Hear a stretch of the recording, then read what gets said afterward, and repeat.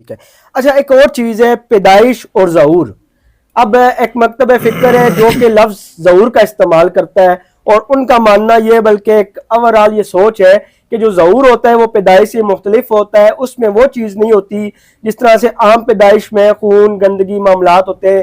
ظہور میں یہ ماننا ہے کہ خوشبو آتی ہے اور وہ جو بچہ ہوتا ہے وہ دنیا میں آ جاتا ہے. یہ 12 امام اور خصوصاً مولا علی کے بارے میں اس طرح سے ہے.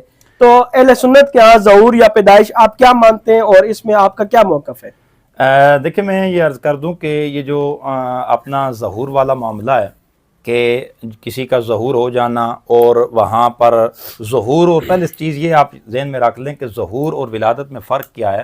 ولادت وہ ہوتی ہے کہ جو کسی ماں سے بچہ دنیا میں آئے. ٹھیک ہے. ظہور اس کو کہتے ہیں کہ جو بندہ کسی سے پیدا نہ ہو بلکہ آسمان سے نیچے اتر آئے. ٹھیک ہے.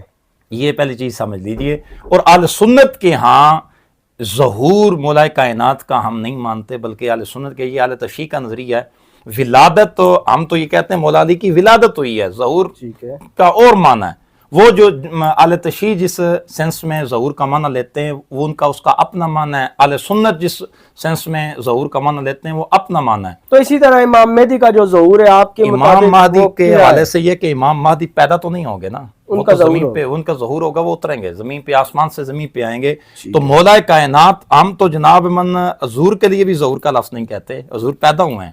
ٹھیک ہے. حضور کی والدہ ہیں, حضور کے والد ہیں. تو کیا یہ حضرت علی کی جو پیدائش ہے اس میں اور ایک عام انسان کی پیدائش میں جو معاملات ہوتے ہیں جس طرح سے ہم حضرت امام حسین کی ولادت کا سنتے ہیں کہ عصر کی وقت ولادت ہوئی پھر پاک بی بی نے عصر کی نماز پڑھی, تو اس لیے میں وہ چیز کلیئر کرنا چاہ رہا ہوں کہ کیا جب حضرت علی پیدا ہوئے ہیں تب بھی وہی معاملات تھے یا جس طرح سے عام بچہ پیدا ہوتا ہے؟ آپ کا اہل سنت کا کیا کنسپٹ ہے؟ جی اس میں بھی یہی ہے کہ جس وقت حضرت مولا کائنات مشکل کشا کرم اللہ تعالی وجہ الکریم آپ پیدا ہوئے ہیں تو بالکل کعبہ پاک رہا. ٹھیک ہے. اس میں جس طرح اور ماؤں کے ساتھ یا اور بچوں کی ولادت کے اوپر یہ معاملات ہوتے ہیں کہ جب بچہ پیدا ہوتا ہے گھر بھی سارے کا سارا ناپاک ہو گیا, بستر ناپاک ہو گیا, جگہ ناپاک ہوگی.